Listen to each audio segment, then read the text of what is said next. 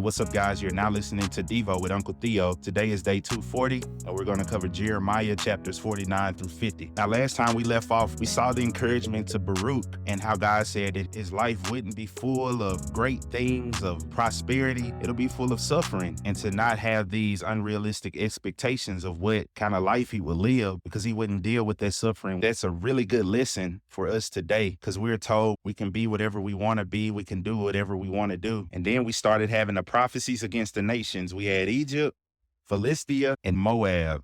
And today we're going to cover Ammon, Edom, Damascus, and Kedar and Hazor.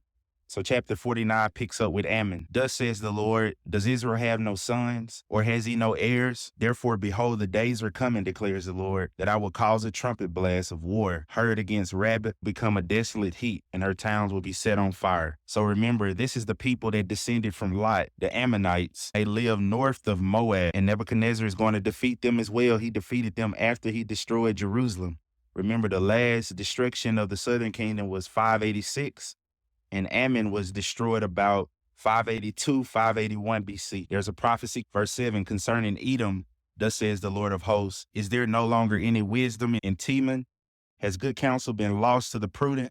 Has their wisdom decayed? But I have stripped Esau bare. I have uncovered his hiding places so that he will not be able to conceal himself. His offspring has been destroyed, along with his relatives and his neighbors, and he is no more.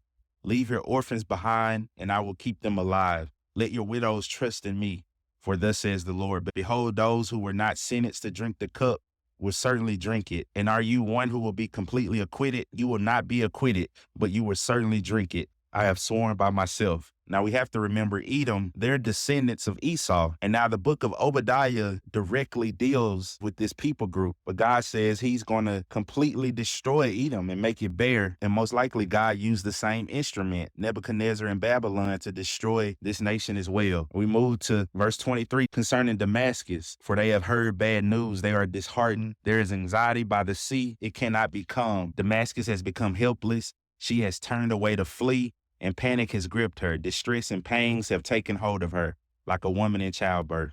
I will set fire to the walls of Damascus, and it will devour the fortified towers of Ben-Hadad.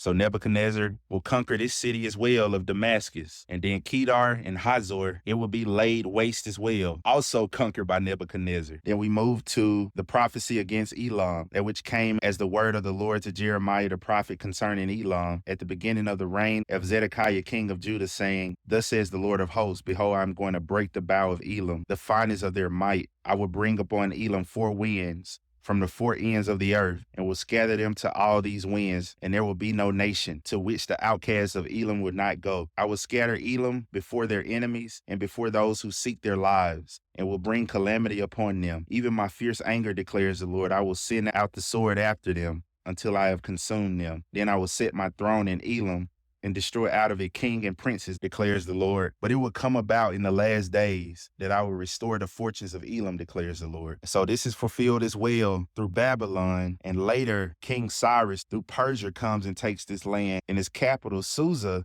becomes the center of the Persian Empire. And lastly, we end in chapter 50 with Babylon. And that's actually going to close out the book of Jeremiah. And so we're going to pick up with some of the prophecies against Babylon. Here's one in verse 1. The word of the Lord spoke concerning Babylon, the land of the Chaldeans, through Jeremiah the prophet. Declare and proclaim among the nations, and lift up a standard. Do not conceal it, but say, Babylon has been captured. Baal has been put to shame. Marduk has been shattered. Her images have been put to shame. Her idols have been shattered. Chaldea will become plunder.